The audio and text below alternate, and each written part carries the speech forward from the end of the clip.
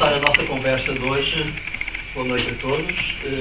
Temos aqui um momento que me parece que é um momento importante, mas sobretudo é um momento, para mim, festivo, até por causa deste encontro entre publicações libertárias. Não costumo ter muitos encontros destes com pessoas que estão a trabalhar naquilo que eu chamo a imprensa libertária, que é um nome pomposo para uma coisa que não tem rigorosamente nenhuma estrutura comum. Não há estruturas libertárias de imprensa. Portanto, o que há é a vontade de fazer coisas, de publicar revistas, opúsculos do pensamento libertário e é a partir de vontades totalmente autónomas que, de repente, tivemos a oportunidade de ter este encontro, que eu agradeço muito aos meus amigos da Erva Rebelde. Eu também não estou aqui propriamente a representar a ideia. Portanto, como sabem, estamos aqui em duas publicações. A ideia, penso que todos conhecerão, é já uma revista com 44 anos de história. Eu acho que as coisas não devem ser valorizadas pelo tempo que têm e pela longevidade, mas neste caso, por que não? Quer dizer, a ideia tem uma longevidade muito grande em todo o campo das publicações periódicas em Portugal. Não é apenas as publicações libertárias, mas tem uma longevidade muito grande e tem, sobretudo, uma plasticidade na sua longevidade. A ideia tem sabido reinventar-se. Eu acho que isso é o fundamental, porque torna-se óbvio para quem pega neste último número da ideia que isto é muito diferente de várias ideias que foram ocorrendo desde 1974, desde o primeiro número que o João Freire editou em Paris, ainda um número clandestino, e, portanto, é muito diferente dessa primeira ideia, é muito diferente das ideias que foram saindo, um pouco estes cadernos, que foram saindo nos anos 70, 80, que eu pessoalmente conheci nos bancos do liceu ainda, quer dizer, circulava, não me lembro quem, mas circulavam números da ideia, e isso era algo que me fascinou logo aí, e é muito diferente depois de uma ideia que essa foi aquela que eu conheci mais diretamente, onde colaborei nos anos 80, uma ideia que começou a pensar o que é que significava isso de uma revista anarquista, qual era o espaço social, o espaço político e o espaço cultural para uma revista anarquista, e surgem aí uma série de confrontos perspectivas que a própria ideia refletiu. Há pessoas que se zangaram com a ideia nesse período, mas, honra seja feita, a ideia refletiu sempre os debates que haviam, que existiam em torno da presença dos anarquistas na sociedade portuguesa e nos vários campos de atividade cultural ou política. Depois, enfim, a ideia vai fazendo o seu percurso. Há uma fase em que o João Freire se começa a afastar da revista. Estou a resumir tudo isto muito depressa, mas há uma fase em que o João Freire se começa a afastar da revista e o António Cândido Franco, o nosso querido amigo António Cândido Franco, vai pegar na ideia a partir de 2012, 2013, e então temos o renascimento da ideia nestes calhamaços, é preciso dizer, nestes números enfim, que impressionam pela dimensão física da revista, o que é um ato de coragem. É uma revista que se assume como revista em papel.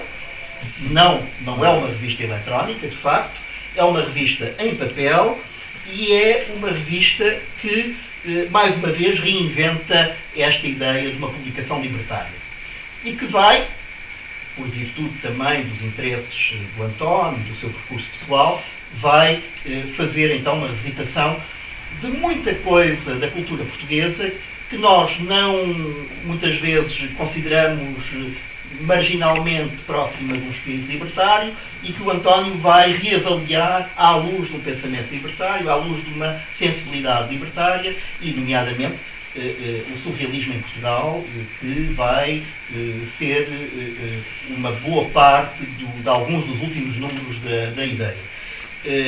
Sem deixar de ser sempre uma revista ligada à história do anarquismo em Portugal e ligada a temas, eu diria, a temas libertários poderosos, muito importantes.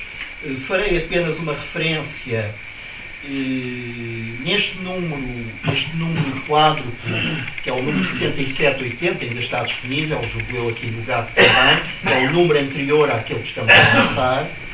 Neste número, eu farei uma referência, eu sublinharei uma discussão sobre a questão da sexualidade, que me parece extremamente pertinente, extremamente interessante, porque é uma discussão sobre a sexualidade fora das discussões que nós estamos hoje muito habituados, em certos campos da esquerda, discussões neo-identitárias da sexualidade. A sexualidade como um princípio de identidade. E é precisamente voltando a figuras como Luís Pacheco, enfim, todos temos uma ideia de quem é, voltando a figuras como Luís Pacheco, que a questão da sexualidade reaparece aqui na sua própria reinvenção cotidiana. É o cotidiano da sexualidade, é o cotidiano daqueles e daquelas que têm tesão, para usar uma palavra muito pachequiana, é esse cotidiano que aparece, de alguma forma, erigido à luz do dia, neste número da ideia. E isso foi um ato muito interessante do António, uma iniciativa do António muito interessante, nomeadamente questões que têm a ver com tabus hoje poderosos na nossa sociedade, nomeadamente a questão da sexualidade infantil, reaparecem discutidas aqui neste número, mas também a herança sadiana, a sua importância para o pensamento libertário, figuras portuguesas como Bocage, uma reavaliação de um Bocage como autor maior e, de alguma forma, precursor de um pensamento libertário. Portanto, eu penso que algumas pessoas têm dito que a ideia se transformou numa espécie de revista de história da literatura, através destes dossiês do surrealismo. Eu diria que não, diria que muito mais do que isso, a ideia tem vindo a, digamos assim, reinventar uma discussão do político, e esse é o julgo o papel dos libertários. Uma reinvenção do político que não se esgota no exercício do político. Ou seja, reinventar o político, porque o objetivo do político não é politizar o nosso cotidiano, é libertar o cotidiano. E, nomeadamente, libertar o cotidiano da politização e da recuperação política.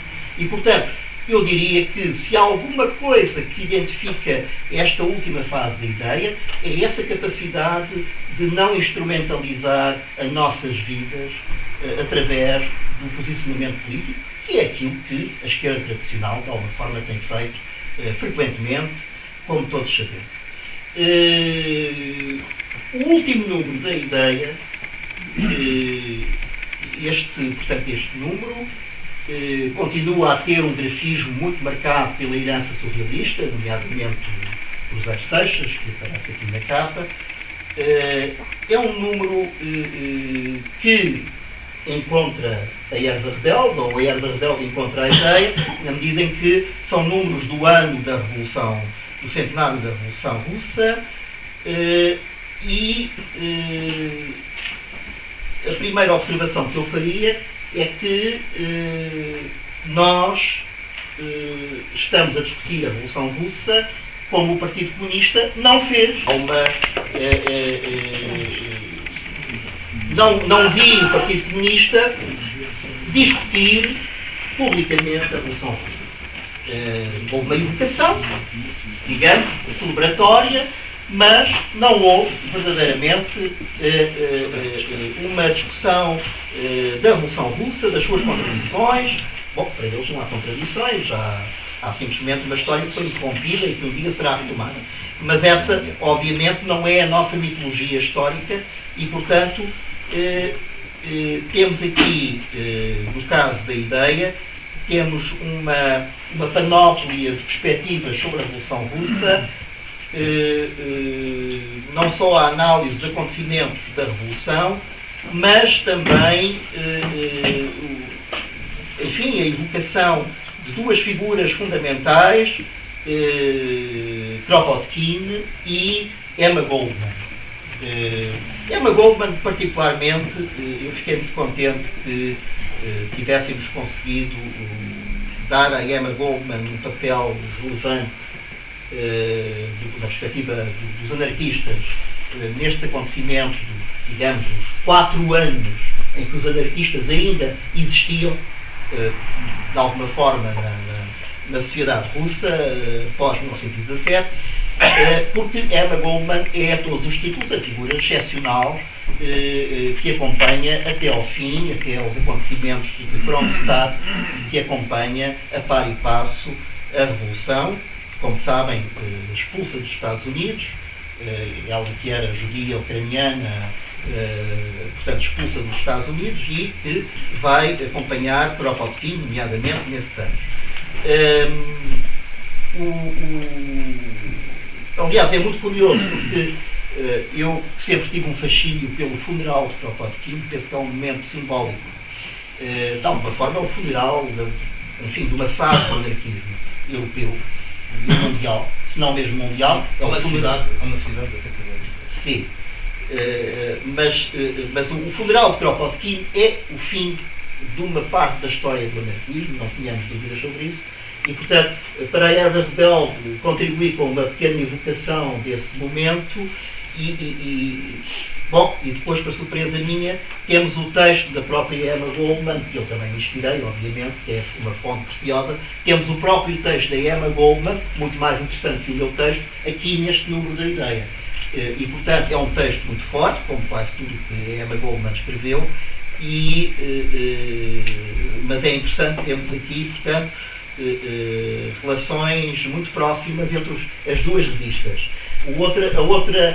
Outra coincidência muito curiosa é que o nosso companheiro Carlos Taibo, penso que muitos conhecem também, o Carlos Taibo tanto contribuiu para a Erva Rebelde como para a ideia com excertos do seu livro sobre o anarquismo e a revolução na Rússia, que é um livro a todos os títulos recomendável. A mim muito me agrada que nós tenhamos em Portugal, especialmente aqui do Porto, mas em geral em Portugal, tínhamos a presença do Carlos Taibo, porque o Carlos Taibo é alguém que hoje em Espanha, para mim, representa uma certa renovação da herança anarquista mais clássica espanhola, da CNT. O Carlos Taibo é um homem muito ligado à história do anarquismo espanhol, mas é ao mesmo tempo um homem que tem vindo a aproximar-se das posições do decrescimento, as análises do colapso da sociedade capitalista e esta capacidade de nós nos reconhecermos num historial do anarquismo, mas ao mesmo tempo sermos capazes de ler a situação hoje em 2018 em que nos encontramos, é algo que o Carlos Taibo tem desenvolvido com grande mestria, de alguma forma, e, portanto, muito me agrada que tenhamos algo do Carlos Taibo nestas publicações e espero que o tal debate sobre as nossas circunstâncias, já não as circunstâncias da Revolução Russa, o tal debate possa ser prosseguido nas nossas publicações. Muito mais poderia dizer sobre este número. Mais uma vez temos neste número a evocação de nomes que vêm do surrealismo, da história do surrealismo em Portugal nos últimos 70 anos. E há uma coisa que eu diria sobre esta evocação do surrealismo, todos estes últimos 4 números, pelo menos da ideia, não é um trabalho de historiografia universitária. O António Cândido Franco é, enfim, professor universitário, etc., mas ele não o faz com esse espírito. Ou seja, ele não faz uma história do surrealismo com aquele princípio hierárquico, digamos assim. Temos os grandes nomes e depois temos os nomes mais secundários, temos uma repartição, digamos assim, a tal repartição valorativa que as histórias literárias fazem habitualmente. Pelo contrário, eu penso que o que tem aqui sido feito é uma grande atenção à dimensão cotidiana do surrealismo. Ao surrealismo como capacidade de viver o cotidiano através das dimensões do imaginário e da existência, a dimensão existencial. Essa capacidade de viver o cotidiano tem vindo a revelar uma quantidade de nomes que eram absolutamente desconhecidos, que estiveram nas margens ou que estiveram muito próximos dos grupos surrealistas, de vários grupos surrealistas, e, portanto, tem vindo a revelar uma população gigantesca digamos assim, da terra do imaginário, como eu gostaria de chamar ao surrealismo. Portanto, habitantes do imaginário que têm sido revelados nestes números é verdadeiramente qualquer coisa que a mim me tem espantado e que eu diria que consubstancia a essência de um pensamento não só surrealista, mas libertário, no sentido em que a relação entre os seres não está determinada por princípios de organização hierárquica, mas está determinada pelo encontro e pelo acaso objetivo, pela coincidência dos seres uns com os outros. E, portanto, esta aparente caos destes números enormes, não é? Porque sucedem-se referências muito diversas, este aparente caos parece-me, pelo contrário, uma forma de possibilitar encontros criativos dentro da própria revista. E isso é algo que tenho apreciado nesta reorganização da revista. Uma última referência, e vou já passar aqui a palavra, mas uma última referência a um pequeno encontro de autores e de reflexões que o António Cândido organizou para este número. Foi um encontro sobre um pequeno texto, não tão pequeno quanto isso, um texto do investigador chamado José Pedro Zucchet, que intitula O Anarquismo Está de Volta. Bom, e o António pediu a 2 pessoas que ele chama históricos da ideia. Eu não gostei muito da ideia de ser histórico. Mas pronto. Pediu ao João Freire e pediu-me a mim para comentarmos o anarquismo está de volta. E precisamente isso deu-nos espaço para uma discussão sobre aquilo que nós entendemos como não só a definição do anarquismo, mas também o possível do anarquismo. O que é que o anarquismo define como possível, ou o que é possível no anarquismo? E esse é um debate que me agradou muito, porque para mim manifesta o regresso da ideia ao debate sobre a contemporaneidade, sobre a nossa situação, que me parece o essencial hoje também, e não vou detalhar muito mais esta questão, poderemos falar dela eventualmente a seguir, mas eu insurgi-me um pouco do regresso, ou dos regressos cíclicos do anarquismo, porque a ideia do José Pedro Zucchet é um pouco a ideia, o anarquismo é qualquer coisa que regressa ciclicamente. E esta ideia de que o anarquismo é uma espécie de pulsão que todos nós teríamos e que regressaria em certas circunstâncias históricas, tenho algumas dúvidas sobre esse tipo de leitura do anarquismo. Penso que há algo verdadeiro nisso, Portanto, há algo no anarquismo que está para além do histórico, digamos assim, transhistórico, sim, escapa à história, e isso diferencia-nos, obviamente, dos marxismos clássicos, não é? A ideia de que a história determina toda a movimentação social e política. Nós temos sempre a possibilidade de escapar à história, mas não somos seres ahistóricos, quer dizer, não somos seres virgens diante da história, não é? E eu penso que, bom, estas duas dimensões podem, de alguma forma, ser hoje muito interessantes se quisermos reelaborar uma ideia do anarquismo, e estamos a precisar de reelaborar esse pensamento sobre o anarquismo. Muito bem, passo a erva de Del.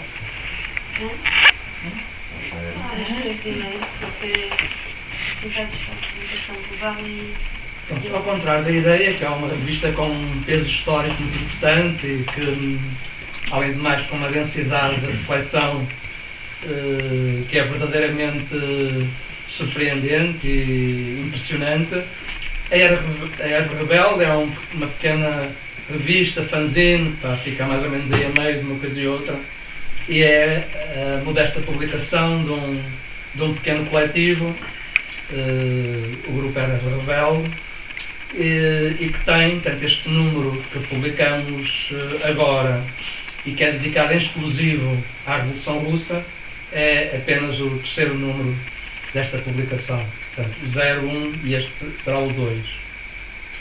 A questão, entrando propriamente na questão da Revolução Russa, penso que talvez estamos já a fazê-lo, introduzindo já isso. O que nos interessou na questão de analisar a Revolução Russa foi, por um lado, o grande peso histórico, as leituras que ela concitou, a forma como é considerada, sendo, se calhar, um acontecimento de charneira na história da humanidade no século XX, e a nossa preocupação em tentar aproximar-nos desse facto histórico, tentando observá-lo com olhos, de certo modo, atentos, críticos e não poluídos de antemão. Tentamos, pelo menos foi isso que tentamos, de quaisquer preconceitos de análise, para nos debruçarmos sobre o facto e para tentarmos encontrar leituras diversas e pôr em cima da mesa opiniões, factos, conversas que pudessem suscitar não só um maior conhecimento de todos os que pudessem ler, como uma maior reflexão sobre isso, termos possibilidade de podermos discutir a partir de uma releitura desses acontecimentos. E uma das coisas que, a nosso ver, é importante trazer para o debate, entre outras questões, é, por exemplo, o papel dos camponeses, outra é, por exemplo, o papel das mulheres. São duas coisas que a mitologia corrente sobre a Revolução Russa tratou de apagar, de fazer tábua rasa, de desvalorizar, como se fossem coisas menores, coisas não importantes, e que nós, acho que demos alguns elementos neste número da revista para que se pudesse fazer uma leitura que se aproximasse um pouco mais daquilo que foi a verdade desses acontecimentos. Para nós, a Revolução Russa não é um processo do século XX, não é um processo das revoluções de 17, de fevereiro ou de outubro, nem sequer acrescentando a de 1905, é um processo contínuo de revoltas que ocorreu desde muito antes, que se mantém e que há de prolongar-se na história, desde que haja pessoas que são oprimidas socialmente. Portanto, nós consideramos que é um processo que continua em curso, e pretendemos, portanto, dar elementos que permitissem apreciar o que é que foi a luta do povo russo e, sobretudo, do seu campesinato contra a grande opressão que era feita, a situação dos servos que ficavam desapossados não só dos seus bens, como da sua vida, da sua liberdade, as inúmeras revoltas que foram ocorrendo ao longo dos séculos e que são muito pouco conhecidas, a reflexão feita por grandes nomes do pensamento e da cultura russos relativamente à questão social e que permitem um caldo de debate e de crítica que vai permitindo a criação constante de novas organizações, de novas experiências, de novas revoltas, que constantemente põem em causa o poder do czar e as relações sociais de então, e que desembocam de facto uma série de lutas, incluindo essas do século XX, da Revolução de 1905, da de Fevereiro e depois da outra. Para nós, o que aconteceu em outubro de 1917, digamos, é o fim do grande processo revolucionário na Rússia. Não é o princípio, é o fim. Por outro lado, também é relativamente fácil de ver, se quisermos debruçar-nos um pouco sobre a realidade, veremos que geralmente aquilo que é apontado pelos marxistas quanto ao papel reacionário do campesinato, que leva a uma política perfeitamente ostensiva contra ele, relativamente amenizada com a introdução da NEP, mas que antes portanto, era uma completa subvalorização do papel revolucionário, para dizer o menos, que é uma coisa que vem dos preconceitos marxistas sobre a questão de haver classes sociais que carregam às suas costas as capacidades revolucionárias em detrimento de outras. Isso tudo, se quiserem, por exemplo, pode ser posto em causa analisando, debruçando-nos nós sobre pequenas coisas que foram ocorrendo neste processo revolucionário. Eu gostava de vos ler um bocadinho deste texto, do texto que eu assino, publicado nesta Erva Rebelde, sobre a questão da participação dos camponeses na Revolução. A participação dos camponeses na Revolução, claramente obscurecida pelos bolcheviques, teve, na verdade, uma dimensão gigantesca. Um estudo do Comitê Agrário Principal Russo, publicado em 1926, dá conta da sua dimensão, esclarecendo a incidência das perturbações agrárias nas diversas províncias da seguinte forma. Num primeiro grupo de regiões, como Olonets, Vologda, Yaroslav, Viatka, Urais, Estland, Kovno, Grodno e Cáucaso, verificaram-se 10 tumultos ou menos. Em Moscovo, Vladimir, Kostroma, Perm, Astrakhan, Don e Taurida, de 11 a 25 tumultos. Em Livland, Petrogrado, Novgorod, Tver, Kaluga, Nizhny Novgorod, Ufka, Kharkov, Ekaterinoslav, Bessarabia, Podólia, Volnia e Vilno, de 26 a 50. Em Vitebsk, Smolensk, Orlov, Poltava, Kiev, Kherson, Saratov e Orenburgo, de 51 a 75. Em Minsk, Tula, Kursk, Voronev, Tambov, Penza e Sibirsk, de 76 a completa mentira que é reduzir o campesinato russo a uma classe social atrasada, reacionária e antirrevolucionária. O que acontece é que a política bolchevique, desde muito cedo, tratou claramente de criar uma distinção entre os operários e os camponeses e, sobretudo, entre os operários bolcheviques e os camponeses e, sobretudo, entre os comissários do partido bolchevique e os outros, introduzindo questões de diferenciação social, das remunerações, das condições de vida, que começaram a criar um mal-estar que se foi agravando cada vez mais, fazendo com que a certa altura, apenas pelo terror,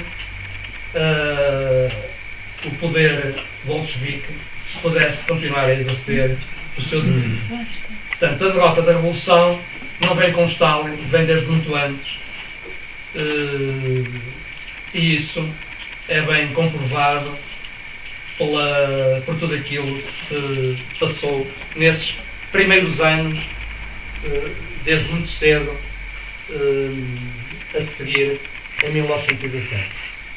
Outra coisa que nós tentamos fazer nesta pequena revista foi tentar coligir uma série de elementos, para além de alguns textos do Jorge Leandro Rosa, já falou aqui do texto do Tairo. Incluímos também um texto de Emma Goldman, um texto do Paul Avrich, que é um texto muito interessante porque refere a reflexão e a prática dos anarquistas russos relativamente à guerra civil, porque sendo uma situação nova, em que pela primeira vez um Estado aparentemente operário triunfava, os próprios anarquistas russos dividiram-se por uma série de posições distintas, alguns deles apoiando o novo poder bolchevique, outros tendo dúvidas e tendo uma posição crítica, outros opondo-se. Isto numa primeira fase. Depois, mais tarde, claro, todos eles acabaram por perceber o grande embuste que era aquele tipo de resposta para a libertação social. Aquilo que a certa altura começou a ser importante na Rússia não deixou de ser a libertação social e passou a ser o desenvolvimento.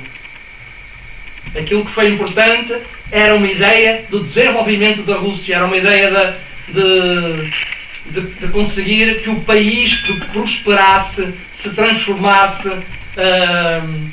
Como vocês conhecem com certeza aquela história que a Revolução na Rússia era também, em grande parte, a história do surgimento e da importância da eletricidade.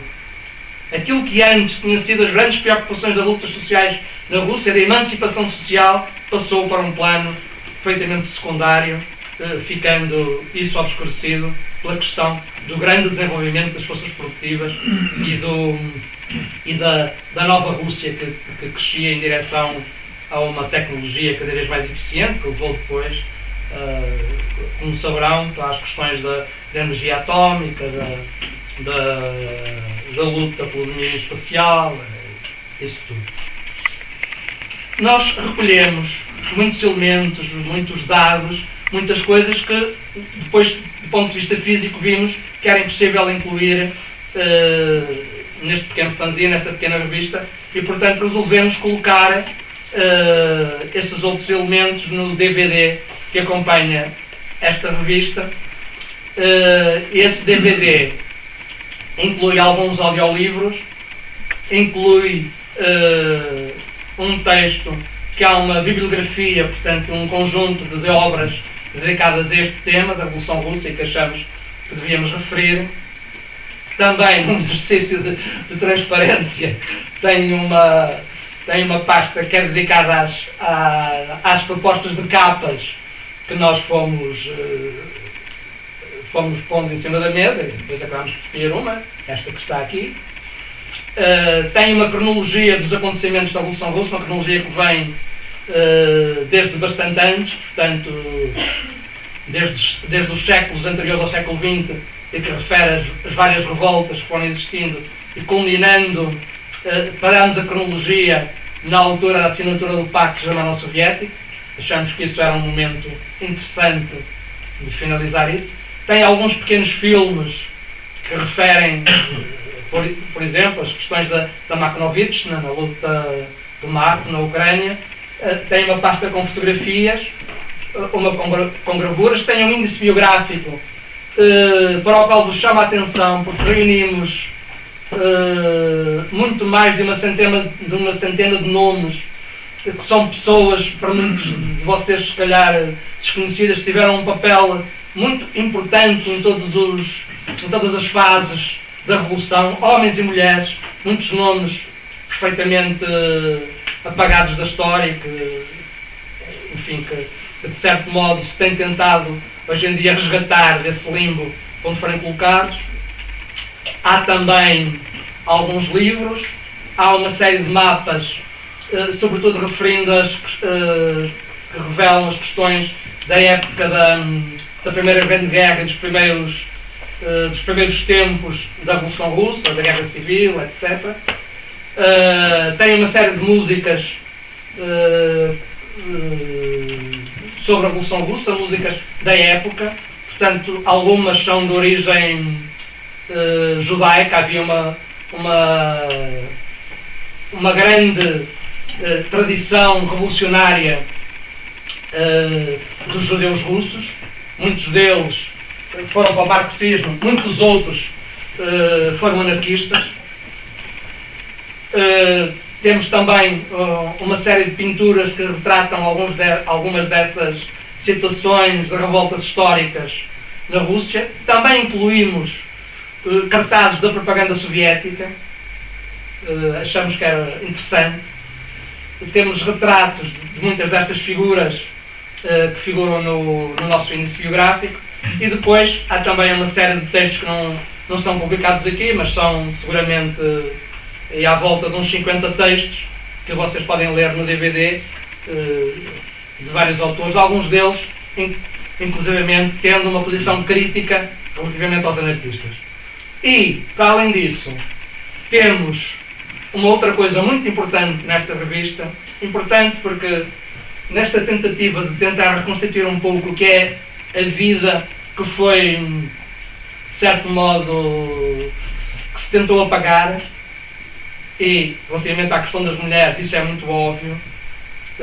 Por exemplo, geralmente o Nietzsche, um dos primeiros atos da Revolução de 17, é uma greve de mulheres, dos primeiros atos próximos, digamos, que desencadeou os corretos acontecimentos. Isto é em fevereiro, não é? Nós fizemos também esta tentativa de tentar perceber este papel dos camponeses e o papel das mulheres, levou a que um grupo de mulheres se empenhasse em tentar compreender o que é que se tinha passado com elas. E isso deixo que a Ana fale. Pois, então a Erva Rebelde tem um pequeno livro por dentro, uma separata, que está mesmo junto ao artigo da Emma Goldman, ao texto que nós traduzimos, que se chama O Manuscrito Encontrado na Utopia. E o que aconteceu começou com uma pergunta do António Franco. Numa conversa com o António Franco, 113, o António faz uma pergunta e eu não sou nada feminista, não é? Mas tenho assim umas noções muito importantes sobre o meu ser enquanto aquilo que eu sou, que não sei bem o que é neste mundo. E então ele pergunta-me, queres ler a pergunta, Natasha? É só um segundo. 113? Acho que é isso, 113. Não, sim. Não é esta. Estás a disparar? Começa a disparar. Na página seguinte. É isso. E acho que é importante porque foi o que deu lugar ao manuscrito encontrado na Utopia. Ou seja, ele questionar-me sobre as mulheres no livro do John Reed, 10 dias que ababaram o mundo. A Tu pergunta é... traduziste agora recentemente, não é? Falta dizer isso. A Ana traduziu agora o célebre 10 dias que acabaram o mundo. E na sequência dessa tradução surgiu esta pergunta do António Cândido, que é: as mulheres parecem ausentes do livro. Têm raras intervenções e sempre num plano de subordinação. Telefonistas, costureiras, batalhão feminino, desmobilizado e desarmado. Não recordo uma única intervenção decisiva. É possível uma revolução social nestas condições? Pronto, e então alguém vai ler, não é? A resposta não é outra pessoa que eu. Pode ser. Queres ler a resposta? Alguém quer ler aí? Onde é que está a Cíntia? Sim, desapareceu! Oh, sim! Já há uma resposta. Tu ou eu? Há uma resposta. Pois, não sei. Isto é pergunta. Então, complemento o António Campos e a resposta. Então, as mulheres parecem ausentes do livro. Têm raras intervenções e sempre num plano de subordinação. Telefonistas, costureiras, batalhão feminino, desmobilizado e desarmado. Não recordo uma única intervenção decisiva. É possível uma revolução social nestas condições? Essa é a pergunta. E agora o Essa é a pergunta. Pois, não sei. Acho que sim, parecem ausentes, mas não estão ausentes. Mesmo se as vozes individuais das mulheres, seguindo uma ordem masculina, mais ou menos cronológica, sempre foram ora bíblicas, ora poéticas, ora pontuais, ora musas inspiradoras, ninfas perseguidas, ora guilhotinadas, ou litigos, ora... O leque do Gus. Peço desculpa. Mas o meu francês. Ora deportadas, diz Michel, isso. Ora abafadas com nomes masculinos, Jorge Sand. Para mim, permanecem as vozes anónimas mais importantes. É o canto deleitoso das sereias ouvido por Ulisses, mas que ele, pela voz de Homero, nunca chega a desvendar. Bem, também depende do que queres dizer com a intervenção decisiva. O que é? Algo que vão registrar de forma individualizada nos anais da história, com nomes, como aqueles que a Louise Bryant anota no seu testemunho da Revolução de Outubro, no livro intitulado Six Red Months in Russia, com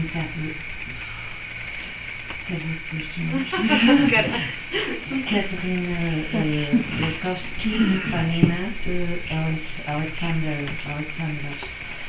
Kollontai e Marie Spironova. Continua? Há mulheres presentes no livro de Reed. Há mulheres presentes e ativas nas massas, nas filas, carregando pão preto. Há mulheres armadas de força e de espingardas, de paz e de coragem, de lágrimas e de palavras. Há uma mulher em particular na luz vacilante e ausente do outono russo de 1917, num cruzamento perto de Romanov, onde a chaminé de uma pequena casa de madeira fumegava vagarosamente no silêncio, carregando uma promessa de vida. Nessa casa vivia uma mulher baixa e robusta que sabia ler. Não é preciso conhecer o nome dela, nem de que cor eram os seus olhos assustados, para saber que ela teve uma intervenção decisiva para que este livro fosse publicado em 1919. Capítulo 9, páginas 286 e 256. Sem ela, e a leitura em voz alta do salvo-conduto, o corpo de John, ou Jack Reed, teria sido encontrado sem vida aos pés de um muro. Cruzo os espaços e os tempos. Passo a ideia de repetição. E pergunto-me se é uma ausência das mulheres ou uma consequência da época. Tal como hoje, é possível a escolha deliberada que fez com que, em vez de se traduzir Louise Bryant ou Emma Goldman, se faça uma nova tradução de John Reed, com nomes completos inscritos nos monumentos e nas ruas, ou uma massa anónima forte, solidária e organizada, mas ingovernável, que nos resta da ideia da Revolução Social. Portanto, é essa ideia da mulher anónima que deu lugar ao manuscrito encontrado na Utopia. O que aconteceu foi que houve um conjunto de mulheres que se juntaram e que elegeram uma mulher, escolheram uma mulher russa, uma que existe realmente, que existiu e que viveu naquele tempo e que fez coisas, muitas coisas, mas de que a história não deixou rastros, só temos 3 linhas, por exemplo, quando nasceu, onde viveu, foi presa, morreu. E nos entretanto, ou seja, um conjunto de 10 mulheres, pelo menos que 10, mas não faz mal porque 10, porque estão aqui 10 caras, juntaram-se, escolheram uma personagem e escreveram em nome dela. não deixa de ser um pouco ambíguo, não é? Porque isto, além de ser um pouco de ficção, porque não temos registro dessas mulheres, também remete para momentos históricos, não é? Ou seja, cada uma de nós foi buscar à história escrita pelas pessoas e foi retomando os acontecimentos, mas colocando essas mulheres e a voz dessas mulheres na história desta Revolução Russa de 1917. Temos aqui pelo menos 1, 2, 3 pessoas que participaram. Querem ler qualquer coisa? Queres? Pode ser. Quem seria? Não, ok. Eu posso também ter. Desculpa. Sim, já. Pois, eu não expliquei, não é? Queres ler o contexto, a contextualização? Primeira folha. Pronto. Um manuscrito encontrado no Tupelo. Nadia tinha 15 anos quando chegou à casa de Julie Rose, em Valence-sur-Besse, no sudoeste de França, em outubro de 1922. Trouxe com ela uma caixa de cartão cheia de documentos. Cartas, manifestos, diários, apontamentos, esboços, desenhos, fotografias, cartazes, quer da sua mãe, detida pela Tcheca, deportada em 1921 e desaparecida nas entranhas da Sibéria carcerária. Nadia e Julie empreenderam traduzir alguns documentos para francês. Em 1936, juntaram-se aos anarquistas de Barcelona e levaram um manuscrito para continuar o trabalho de tradução nas horas vagas da guerra. Desapareceram em novembro de 1936, depois da marcha para Madrid, a morte de Durruti e desmantelamento das colônias. Não se sabe o que aconteceu à pasta de Cabedal com os documentos. No final dos anos 90, a senhora Lippmann Ferreira compra uma pequena arca cheia de livros, cartazes, folhetos, documentos em várias línguas na Feira da Vendôme, no Porto. Em 2009, depois da sua morte, os seus livros e outros objetos são vendidos em lote à livraria Utopia. Ao abrir a arca, além dos livros, dos documentos da Guerra Civil Espanhola e da Segunda Guerra Mundial, descobriu-se um falso fundo, onde estava uma carteira de cabedal com umas folhas soltas manuscritas, desenhos, postais, fotografias, recortes de jornais. Deste espólio diversificado, apresentamos aqui a tradução de uma carta datada de 1940, assim como partes do manuscrito onde encontramos textos, desenhos, fotografias e recortes de jornais de várias mulheres, entre elas notas e apontamentos de... Agora é que vão ser elas. Peço imensas desculpas pelos nomes. Anastácia Galaireva, cartas entre Tive Fratsevna Meta, recortes e apontamento de poemas de Sofia Lvovna Finkelstein, umas cartas de Fanny Kaplan, excertos de diário de Marúcia Nikiforova e um testemunho de uma catalã sobre Marúcia Nikiforova. Estes documentos são apresentados por ordem cronológica para termos uma ideia, não só dos acontecimentos históricos, mas também das vidas, aliás, e percursos destas mulheres. Eu queria só acrescentar que são tudo nomes de mulheres anarquistas reais que tiveram um papel na Revolução Russa. As biografias delas constam do DVD também, sim, não é? Nas biografias, ou seja, tudo o que foi escrito foi baseado no que existe de registro. Mas estamos a falar de uma primeira publicação destes textos. É uma primeira publicação. Não, uma tradução, uma tradução.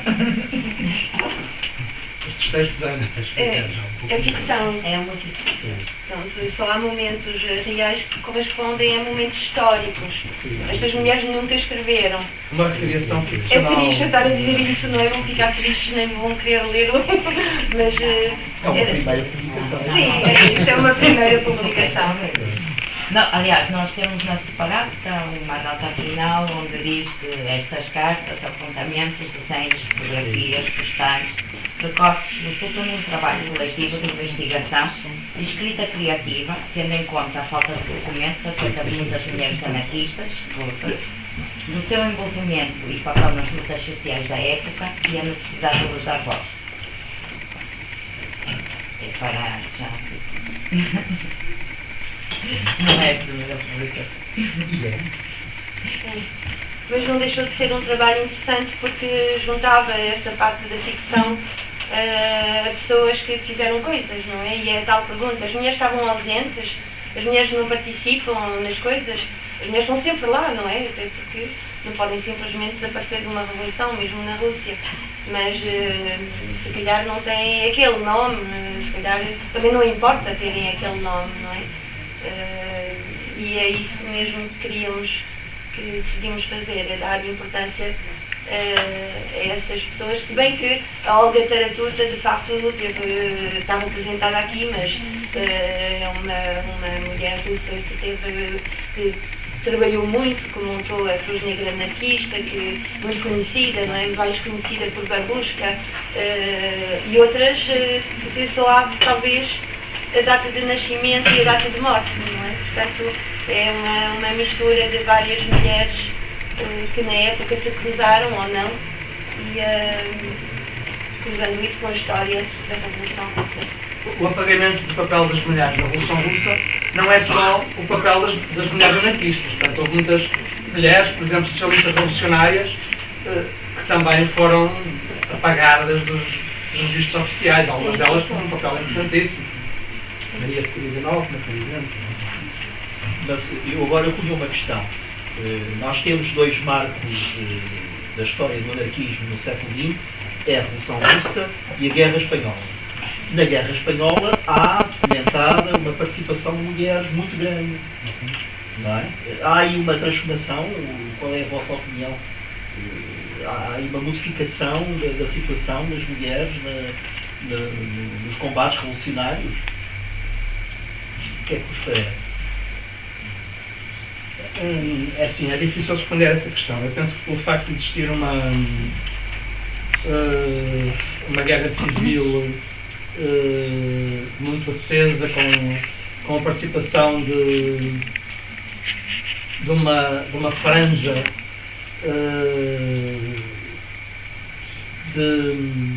não só dos anarcossindicalistas, mas também do POM, etc., que envolvia muitas mulheres, acho que seria mais difícil, porque elas participaram nessa luta social de uma forma bem visível. O facto de haver mulheres é um bocado difícil. Eu estava a tentar aqui arranjar uma resposta, mas de facto não tenho uma resposta. Eu não sei, não me parece, por exemplo, que o trabalho aquilo que se passa na Revolução Russa, por exemplo, ao princípio, mesmo algumas bolcheviques, como a Kollontai, Inés Armand, etc., tiveram ainda um papel relativamente importante na produção das mulheres, uma coisa que durou muito pouco tempo, não é? Eu não sei se o papel do POM e dos anarquistas na Revolução Social Espanhola, comparativamente, digamos, acho que tem se calhar uma dimensão maior.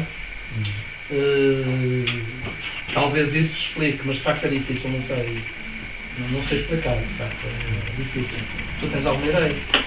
Bom, eu a ideia que eu tenho, não é exatamente esta questão, a ideia que eu tenho é que a estrutura política que os bolcheviques vão montar na União Soviética vai servir, no fundo são poucos anos depois, reparem, nós estamos a falar de uma distância temporal quase ínfima, estamos a falar de 16 anos por aí, quer dizer, 16 anos depois nós temos o Comintern, temos a Internacional Comunista a sabotar explicitamente todos os grupos não comunistas que estão na frente de combate, não é? E depois temos as prisões, temos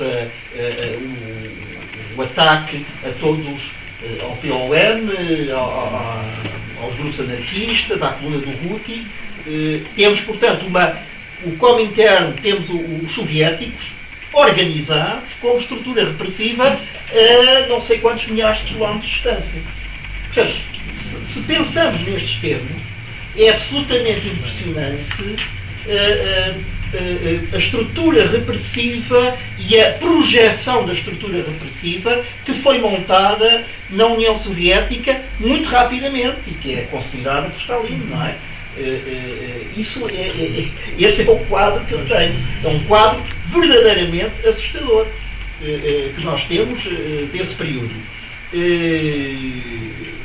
Bom, a minha ideia quanto ao papel das mulheres é que as mulheres estão na frente de combate em Espanha e não estão na Rússia. De alguma forma, isso eu não sei bem, mas tens outra impressão, é essa a pergunta também. Sim, estão também. Elas estão, e aliás, Há uma pergunta muito importante de fazer é porquê que as mulheres queriam estar lá? Porquê que houve esta necessidade das mulheres? De repente, temos as mulheres que querem fazer parte da vida, querem fazer parte da revolução. Mas porquê que elas querem participar nisso? Porquê que elas querem lá estar? E porquê? Porque as desigualdades no espaço invisível, e naquilo que não tem visibilidade, porque é pequena política, ou política invisível, que é que no espaço onde as mulheres estavam não havia absolutamente nenhuma capacitação das mulheres. As mulheres estavam oprimidas pelos próprios anarquistas e os próprios revolucionários. Ou seja, no ambiente do espaço, dos filhos, da casa, a mulher sentiu essa liberdade, essa perspectiva de possibilidade emancipatória. A mulher, eu estou convencido que aquelas mulheres não foram atrás do conflito armado. Eles foram atrás da sua própria liberdade em casa. Elas foram a tentar encontrar a sua própria emancipação. Mas estava a falar de Espanha, sobretudo? Sim, eu acho que aquelas mulheres foram encontrar a sua liberdade cotidiana. E não foi a liberdade revolucionária. Eu acho que não foi aí que elas foram à procura. Foram à procura de outra coisa. É engraçado aquele filme As Libertárias. Eu acho que esse filme traça muito bem e traça alguns dogmas, algum paralelo entre o cristianismo e o anarquismo, que é a apostalia, as palavras de Kropotkin, as palavras mas é extremamente interessante. O que eu acho mais interessante nisto é o papel. Nós estamos todos a ver as revolucionárias, ou revolucionários homens, é assim como uma coisa poética e não revolucionária, e não revolucionário guerrilheiro. Mas eu estou convencido. Eu não conheci ninguém que tivesse essa história, que me pudesse contar isso, mas eu estou convencido que aquelas mulheres estavam pela casa delas, no espaço delas. Era a liberdade delas em casa, no cotidiano. Pedro, mas isso não responde à questão que o Jorge colocou, porque tu na Revolução tens mulheres que estão à frente de lutas guerrilheiras, que são protagonistas da primeira linha. Verdade, mas a motivação essencial, tens muitos casos desses. aquilo que leva as mulheres a seguir esse percurso, se calhar é uma motivação que vem da própria relação repressiva que as mulheres têm em toda a instância. E muitas delas começaram a lutar aos 15 anos, não é? Há mulheres como Estamos a falar de Emma Goldman, que era lituana, e ela era esta ideia construída nos Estados Unidos de esperança e do progresso industrial.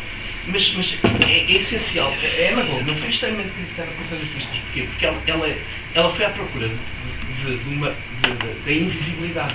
E ela era muitas vezes acusada de fazer pactos com as mulheres burguesas. Não é?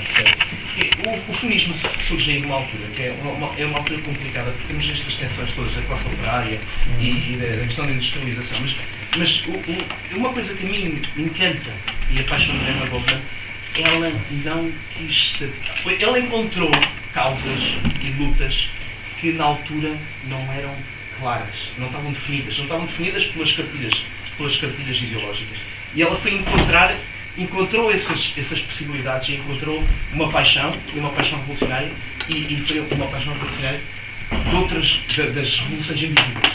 E eu acho que eu não sou eu sou um feminista, mas uma coisa que eu percebo é a questão das identidades. Falávamos muito bem e temos que correr um risco enorme. Quando procuramos lutas definidas em identidades, corremos um risco enorme e nos perdemos da justiça.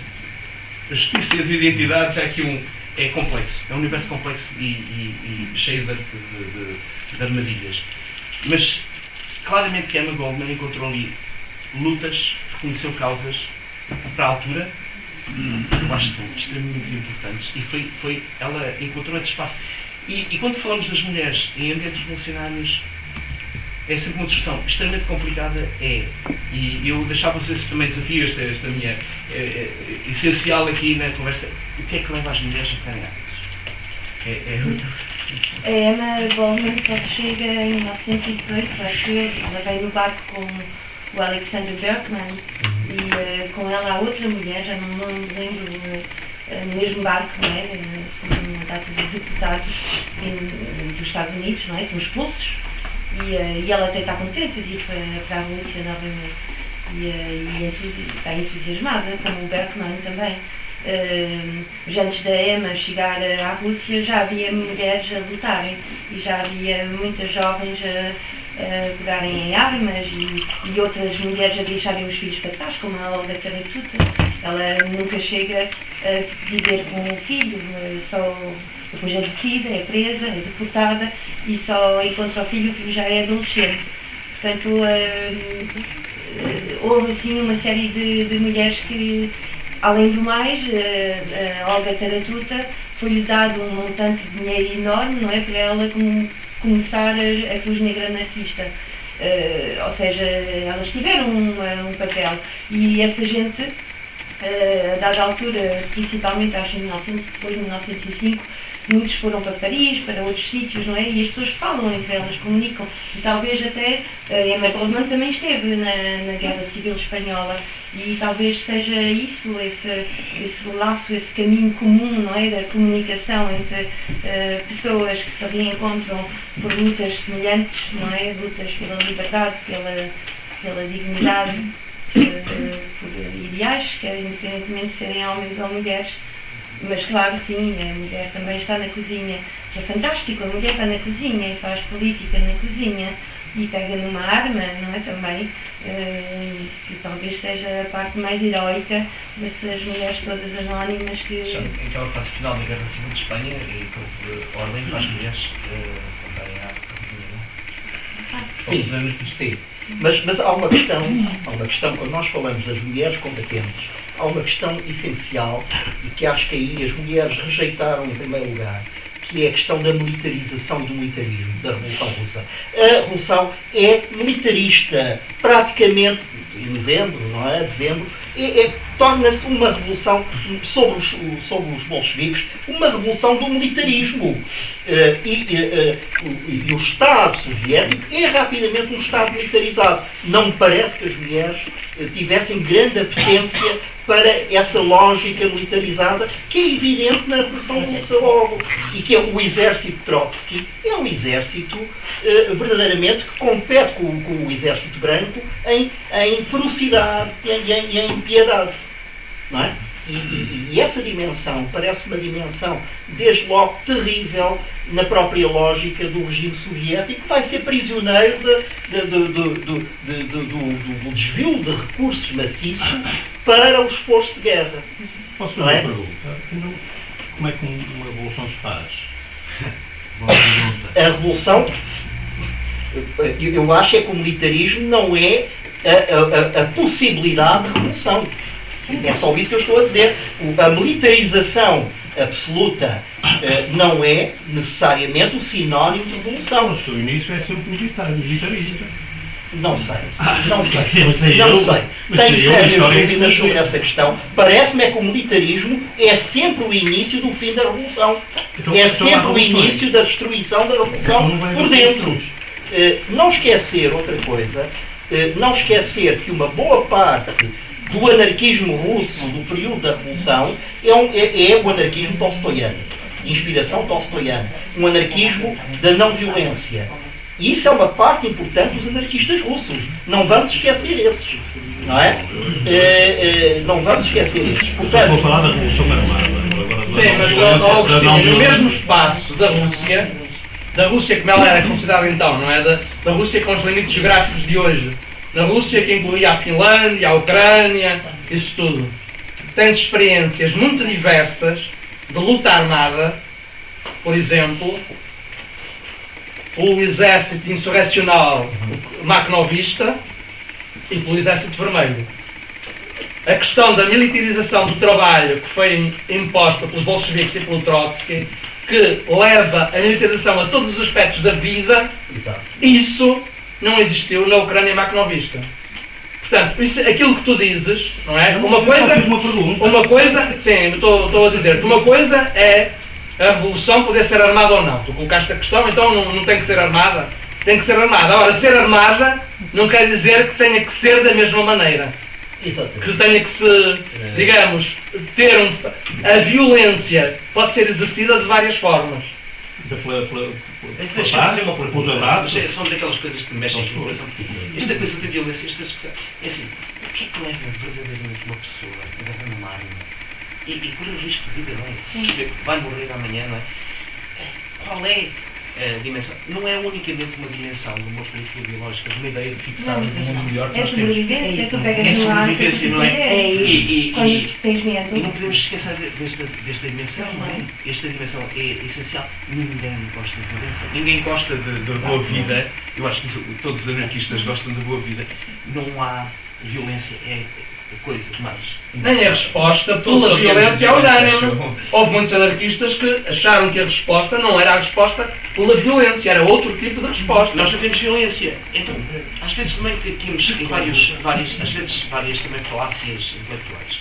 E também intelectualizamos demasiado esta violência. Esta questão da violência é demasiado intelectualizada. O essencial não é discutir se a violência é justificada ou não é justificada. A violência é sempre justificada. É um recurso extremo de situações extremas da humanidade. Ninguém aqui é violento. Nós não somos violentos. As pessoas, o ser humano não é violento. Apesar de muita gente que prefere entendê-lo assim. Mas são circunstâncias extremas e nós não podemos também romantizar muito estas coisas. Temos que olhar um bocadinho para isto como esse fenómeno extremo da humanidade, de resistência, de sobrevivência. A violência é um ato de sobrevivência, é um ato extremo. Eu odiaria pôr a minha vida em risco, da minha família, das pessoas que eu amo, por qualquer coisa. Eu acho que não é? estamos aqui no equívoco, só dizer isto. Quando eu falo de militarismo, eu estou a falar de uma forma de controle dos combatentes. Antes de mais, não apenas de investimento na defesa contra o inimigo e na luta contra o inimigo, o opositor, mas estou a falar de uma forma de controlo dos próprios combatentes, quer dizer, a formação de um exército acéfalo, que não pensa, onde as pessoas não são autónomas, não têm raciocínio, não têm debate. E isso era a grande crítica, como vocês sabem, sobre os combatentes anarquistas na Guerra Espanhola. Não é? Mas o facto é que os combatentes anarquistas foram, a certa altura, muito importantes, sobretudo na frente da Catalunha, foram extremamente importantes, e há uma ação concertada do governo de Madrid com... Eu, quando falei dos tolstoianos, não estou a dizer que a alternativa era apenas entre não violentos e militarização. Havia um terceiro conjunto, como o Luís aqui referiu, um terceiro conjunto de combatentes que entendia que era possível combater com armas na mão, mas segundo processos não militarizados. É nesse sentido, não militarizados do militarismo, não é? Do controle. Mas nós sabemos que a Revolução Russa saiu de uma cena, de um cenário social de prepotências terríveis, de miséria terrível, de imposições terríveis, e isso não é possível fazer em poucos anos, ou antes, alterar em poucos anos, a mentalidade dos combatentes, sejam mulheres ou homens, não é? O que é que atiram para a Revolução. Mas O que é possível, Agostinho, é, no período revolucionário, quando os operários ocuparam as fábricas, os camponeses ocuparam as terras, esse período era o período em que as distinções entre oficiais e soldados não levavam a uniformes, não levavam a prestação de continência, não levavam uma série de coisas que os bolcheviques introduziram depois, e inclusive entre os próprios bolcheviques, como tu saberás, houve grupos críticos da direção bolchevique, como a oposição operária, por exemplo. Eu vou-te ler só um bocadinho. As críticas da oposição operária denunciam, por exemplo, que os especialistas, vestígios do passado, por sua natureza íntima e inalteravelmente ligados ao sistema burguês que queremos destruir, começam pouco a pouco a penetrar no nosso exército vermelho, introduzindo a atmosfera do passado, Isso é interessante. subordinação cega, obediência servil, condecorações, postos hierárquicos. O operário sente, vê e compreende a cada instante que os especialistas, e o que é mais grave, os pseudo-especialistas ignorantes, o põem à margem, ocupando todos os altos postos administrativos das instituições industriais e económicas. Em que ano foi isso? Isto é 1920. E quem diz isto não são os anarquistas.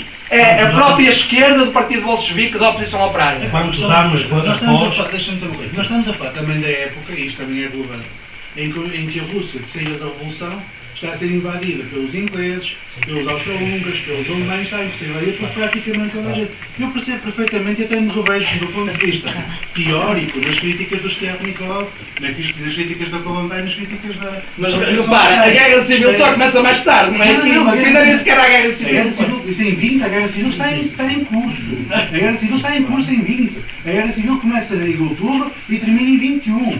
Portanto, nessa altura estamos em pleno. A Guerra Civil não começa em outubro. A Guerra Civil não começa, não a Guerra começa em Civil outubro. começa assim, sim. Não. A Guerra Civil Russa, começa mais a tarde. Guerra Civil Russa começa logo a seguir ao triunfo da Revolução. Não é verdade. Factual, não, é verdade ou não é verdade nenhum. A Guerra Civil começa a seguir ao triunfo da Revolução, estende-se até 21, e ao mesmo tempo que existe a Guerra Civil, existe uma coisa que eu acabei de dizer que é mais importante ainda, que são várias invasões de exércitos estrangeiros, exército britânico, exército alemão, exército austro-húngaro, exército norte-americano. Eu percebo perfeitamente as críticas Sobretudo alemães e austro-húngaros. do ponto de vista teórico, eu percebo perfeitamente a crítica. Do ponto de vista prático, nós achamos que a Revolução poderia ter ganho com outra organização militar. Eu tenho muitas dúvidas sobre isso. Mesmo muitas dúvidas sobre isso.